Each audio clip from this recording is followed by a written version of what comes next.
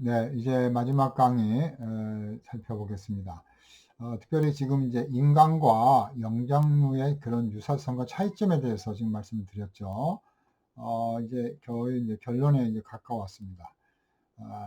왜 이걸 이렇게 하게 되냐면, 우리가 인간이 참 생물학적으로 많은 유사성을 영장류하고 갖고 있지요. 그럼에도 불구하고 우리가 하나님의 형상으로 어, 문화적인 사명을, 또 정신적인 그런, 또 대화적인, 또 문화를 발전시킬 수 있는 이런 능력에 있어서 인간은 차이가 있다는 거죠. 그 중에 이제 해석학적인 언어를 사용할 수 있는 그런 능력을 하나님이 주셨기 때문에 이렇게 유사하게 보이지만 근본적으로 차이점이 있다. 그런 설명 중에서 이렇게 영장류 설명을 장황하게 이렇게 하게 되었습니다. 자, 이제 이제 우리가 유사성 가운데 인형놀이가 있는데, 바로 이제 이 침팬지, 인간하고 유사성이 많은 이런 침팬지들도 이렇게 참 놀이를 한다는 거죠.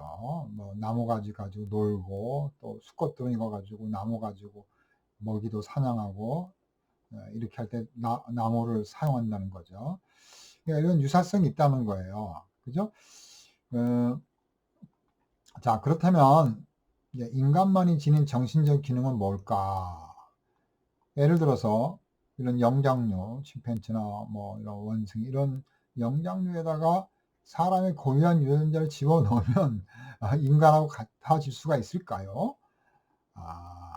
예를 들어서 사람의 언어 유전자를 쥐에다 집어넣었다고 했습니다.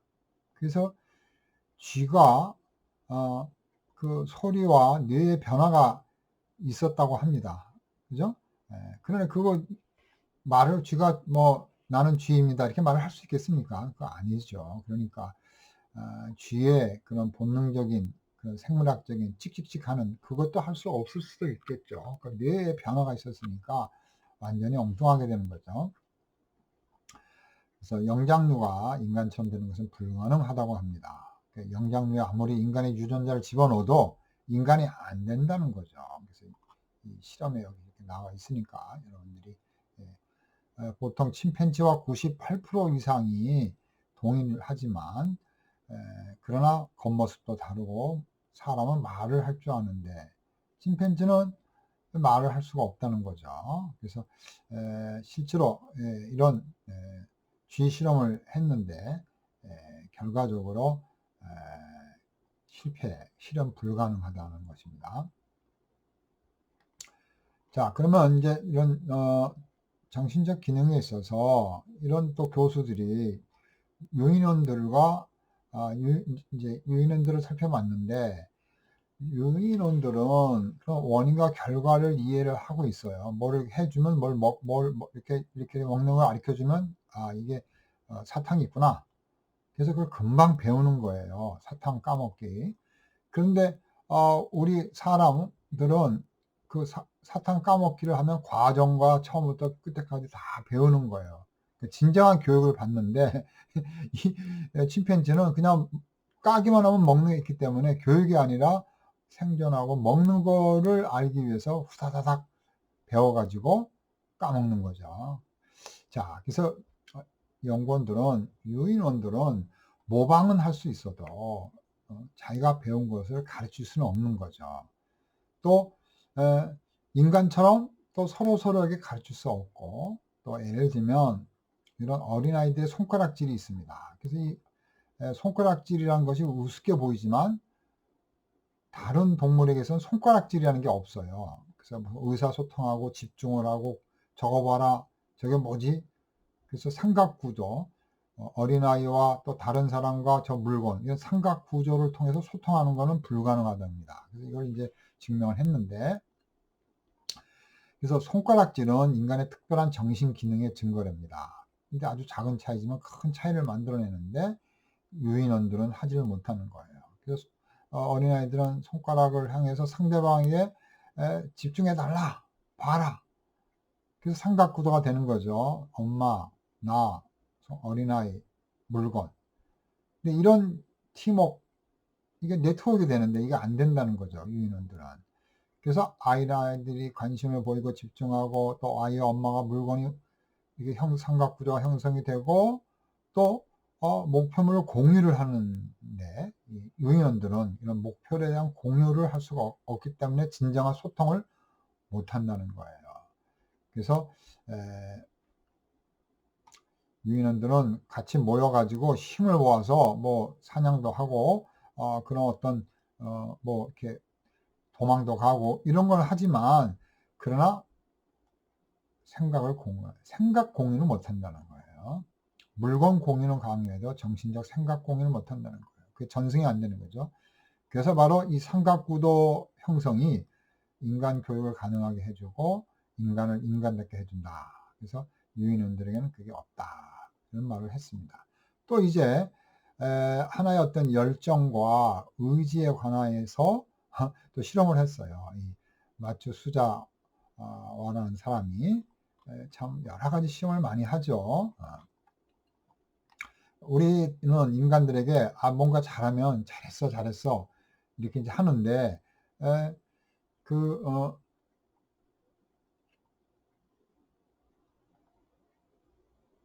그렇지만 뭐예요? 이런 사람들은 그걸 못한다는 거예요. 그죠? 그래서 그 의무감으로 하는 게 아니라 우리가 가르쳐 주고 싶다라는 그런 의지에서 한다는 겁니다. 그래서 이렇게 이제 유인원에게는 이렇게 해주고 싶은 의지, 가르치고 싶은 의지가 없다라는 거죠. 자, 이제 이걸 다 이제 종합적으로 이 프로그램에 이제 이 다큐멘터리 이 프로그램에 대한 종합을 하는데, 결국 유인원들은 이런 문화가 많으며, 또 이는 동물 세계에서도 놀라운 성질입니다. 그러니까 이런 뭐 흉내내는 문화, 따라하는 문화, 뭐 먹을 거 가지고 이렇게 그걸 알아내는 문화, 이런 것들이 있습니다. 그러나 이게 수동적이고 진행이 너무 느리다는 거예요. 동물들의 문화도 있지만, 그러나 진정한 인간의 문화가 아니라는 거죠. 침팬지가 세대를 거듭하면서 문화적으로 진화를 하는데 많은 손실이 있다고 합니다. 그러니까 100% 알면은 그 다음 세대는 80, 그 다음 세대는 60 이렇게 없어지는 거예요. 근데 우리는 뭐예요?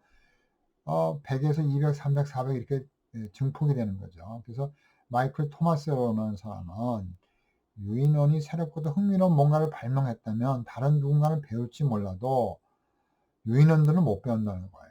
우리 인간은 배울 수 있지만 동물들 사이에서 유일하게 인간만이 교육에 대한 열정과 정신적 기능을 모두 갖추고 있다는 거예요. 자, 그래서 교육은 상호작용이 이루어져야 효과가 있다는 거예요. 인간의 문화는 누적 기능이 있다는 거죠. 그래서 계속해서 축적이 돼가지고 발전이 되는 겁니다. 그러나 유인원들은 어깨 너머 위에서 어깨를 위에 오를 줄은 알지만, 인간처럼 자식을 어깨에 나란히 공유해 발전시킬 줄은 모른다는 거예요. 그래서 우리의 닮은 얼굴 뒤에 감춰진 생각들, 감정들, 이런 거를 읽어내지 못한다는 거죠. 자, 이렇게 해서 이제 살펴봤고요. 다시 이제 인간에게 10가지 특징이 있는데, 이거 이제 한번 보겠습니다. 그 미국의 온라인 과학 잡지 뉴스 사이트인 라이브 사이언스는 이제 이렇게 이제 설명을 했습니다. 자, 10가지. 첫 번째, 인간은 이제 직립보행을 한다는 거죠. 여기 10가지 여기서부터 나오죠.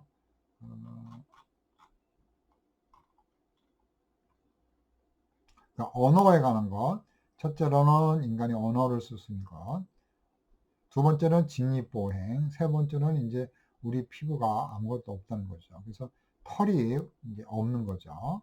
이제 재밌는 것은, 그러나 사람 피부에는 이렇게 1.54 제곱센티당 그 털이 많다는 거예요. 털이 길지는 않지만 많은 그런 모낭을 갖고 있다는 거죠. 그래서 숫자가 같거나 또 많다는 거죠. 그러나 가볍다는 겁니다. 또 손은 인간만이 마주보는 엄지손가락을 가지고 있다고 생각하지만 이는 오해다. 대부분 영장류도 엄지손가락 이런 것들을 마주보고 있다. 이렇게 이제 설명을 하고 있어요. 그런데 문제는 엄지손가락을 검지해서 새끼손가락 이르기까지 모두 손가락이 탁탁탁 이렇게 가져갈 수가 없는 거예요. 이렇게. 이게 안 된다는 겁니다. 또 인간은 약지와 새끼손가락, 엄지 아랫부분을 구부릴 수가 있다는 거예요. 이렇게 구부릴 수가 있는데, 인간의 손은 쥐는 힘을 강하게 하고 능수능란하게 도구를 조작할 수 있습니다. 이게 자유롭게 이렇게 다 되잖아요.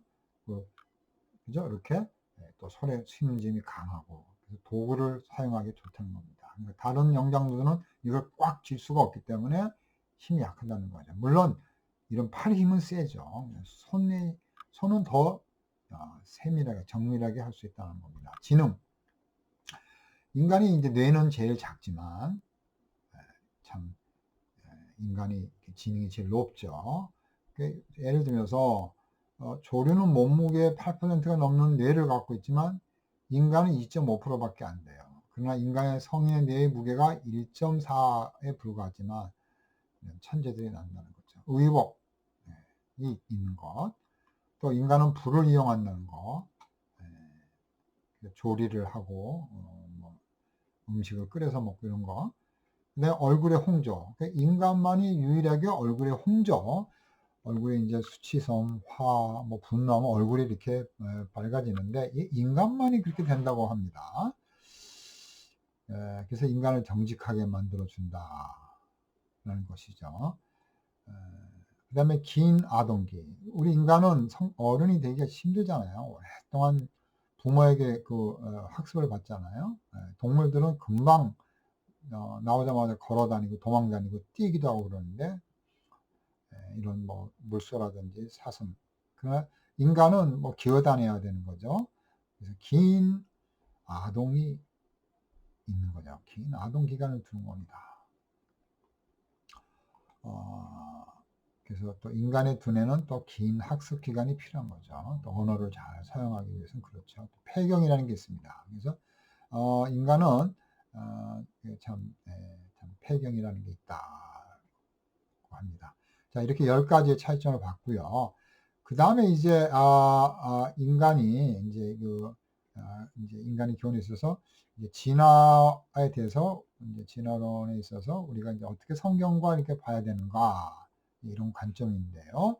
진화론을 우리가 반박하기 위해서 성경을 과학적으로 해석하면 안 되죠. 그러니까 진화론은 철학적이면서도 또 신념도 있어요. 그러나 진화론이 과학적인 면도 있죠. 그러나 진화론을 우리가 다 받아들일 수는 없죠.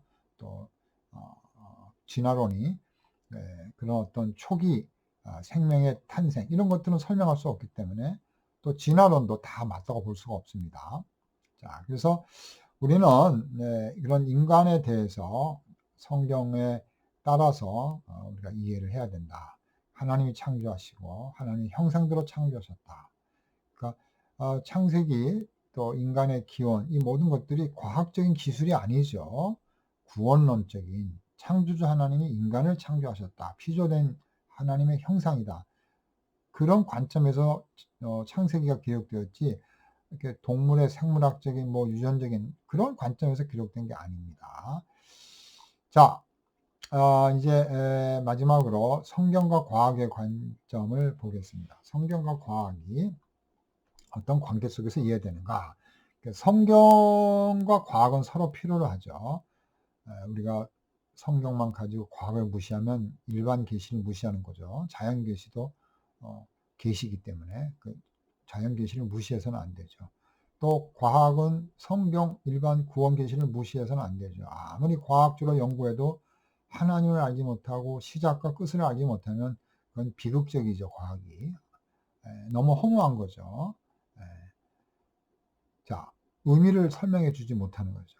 자, 성경과 과학의 관계 속에서 성경은 성경의 원리를 해석해야 된다. 그래서 이걸 우리가 스크립투라 수이 입시우스 인터프레스라고 부릅니다. 성경은 성경 그 자체가 해석자이다. 자, 그래서 이제 이런 자연과 과학의 원리를 우리가 무리하게 해석해서는 안 된다. 그래서 성경을 과학적으로 해석해서는 안 된다라는 것입니다. 자, 오늘 이렇게 제가 아주 그냥 장황하게 그런 어떤 진화론적인 또 생물학적인 또 많은 그런 연구자들이 영장류와 인간의 유사성과 차이점에 대해서 설명을 했습니다. 그러니까 결론적으로 우리는 하나님이 창조한 피조물, 하나님의 형상, 하나님의 모양, 문화적인 사명, 하나님의 그런 문화적인 명령, 일반 은총을 갖고 태어난 존재죠. 그렇기 때문에 문화를 인간다운 삶을 살 수가 있지만 피조물, 영장류라든지 뭐 침팬지는 그냥 보고 먹고 살기 위해서 생존하기 위해서 보고 학습은 가능해도 문화를 창조하고 소통하고 생각을 읽어내고 삼각 구조를 통해서 서로 정신적인 것을 공유하고 또 가르치려고 하는 그런 어떤 의지와 또 그런 어떤 문화적인 사명에 대해서는 영장류에게는 없다라는 것입니다. 그래서 오늘 제가 설명한 것들이 과연 이제 여러분들에게 좀 어려웠을 텐데, 뭐 저도 이렇게 뭐 전공이 아니고 이렇게 평소에 관심도 있고 또 제가 또 사실 한국창조과학회를 양승원 박사님하고 김영길 총장님하고 저희들이 예전에 창립을 했습니다. 정경련, 여의도에 있는 정경련 빌딩에서 창조를 만들었는데, 이제 이 한국창조과학회가 너무 성경을 과학적으로 풀려다 보니까 무리수가 많아요. 지구도 오래되지 않았다. 또 성경에 대한 그런 해석에 있어서 신학적인 그런 깊이가 약하기 때문에 많은 사람들이 이제 동의를 하지 않는 부분이 많이 있었습니다. 그래서 양승원 박사님 이런 분들이 이제 창조 신학 포럼이라는 것을 이렇게 만들어서 이제 창조 신학적인 면에 대해서 이렇게 이제 세미나를 하고 그러는데, 우리가 이제 알아야 할 것은 이제 하나님이 창조하셨지만 성경의 창조의 기사를 과학적으로 우리가 풀려고 해서는 안 된다. 과학적인 영감을 받을 수는 있어요. 그래서 과학자들이 아인슈타인의 빛에 대해서 또 뭐 성경에 나오는 이런 많은 그런 그 설명을 통해서 과학적인 원리의 영향을 받은 건 사실입니다. 그러나 성경 기사를 과학적으로 해석하고 풀어서는 안 된다. 그런데 불구하고 하나님이 우리를 창조했고 또 우리가 만물의 영장으로서 문화적인 또 하나님께서 주신 사명, 또 인간다운 인권과 또 하나님의 형상으로서의 그런 언어적인 사용을 통하여 우리가 하나님을 찬양하고 고백하고 하나님 나라를 세우는 거, 이거는 우리 인간만이 할 수 있는 거죠. 자, 그래서 오늘 수업을 여기에서 이제 마치겠습니다. 수고하셨습니다. 감사합니다.